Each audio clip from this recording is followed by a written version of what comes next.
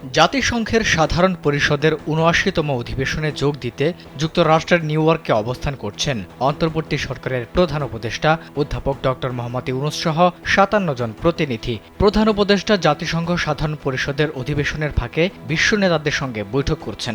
এরই মধ্যে তিনি মার্কিন প্রেসিডেন্ট জো বাইডেনের সঙ্গে দ্বিপক্ষীয় বৈঠক করেছেন। মঙ্গলবার জাতিসংঘ সদর দপ্তরে নিউ ইয়র্কের স্থানীয় সময় বেলা ১১টায় বৈঠকে অংশ নেন দুই দেশের সরকার প্রধান। পরবর্তীতে বৈঠকের বিস্তারিত নিয়ে বিবৃতি দেয় হোয়াইট হাউস।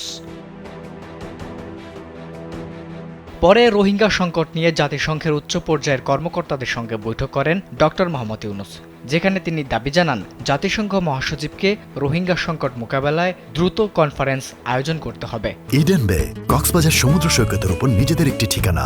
মাত্র ৫ লাখ টাকায় আপনিও হয়ে যেতে পারেন এই হোটেলের মালিক।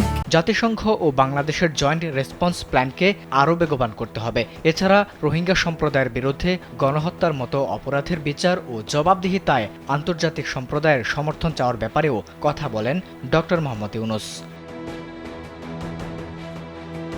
অন্তর্বর্তী সরকারের প্রধান উপদেষ্টা বলেন, বাংলাদেশ প্রায় ১২ লাখ রোহিঙ্গাকে শরণার্থী হিসেবে আশ্রয় দিয়েছে এবং প্রতি বছর ৩২,০০০ নতুন শিশু জন্ম নিচ্ছে। সম্প্রতি আরও ২০,০০০ নতুন শরণার্থী বাংলাদেশে প্রবেশ করেছে। যদিও জাতিসংঘের বিভিন্ন মহল মিয়ানমারের রোহিঙ্গাদের নিরাপদ ও সম্মানজনক প্রত্যাবর্তনের উদ্যোগ নিয়েছে, কিন্তু সংকটের মূল সমস্যার সমাধান না হওয়ায় তা কার্যকর হয়নি।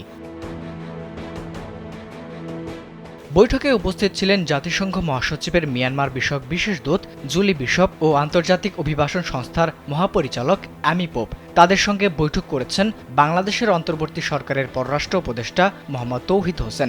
জাতিসংঘ মহাসচিবের বিশেষ দূতের সঙ্গেও রোহিঙ্গা ইস্যুতে আলোচনা করেছেন পররাষ্ট্র উপদেষ্টা তৌহিদ হোসেন। তারা বাংলাদেশে রোহিঙ্গা সমস্যার প্রভাব এবং রোহিঙ্গাদের মিয়ানমারে প্রত্যাবাসনে আন্তর্জাতিক সম্প্রদায়ের প্রয়োজনীয়তার কথা উল্লেখ করেন। পাশাপাশি অভিবাসন ইস্যুতে বাংলাদেশের ভূমিকার প্রশংসা করেন IOM মহাপরিচালক।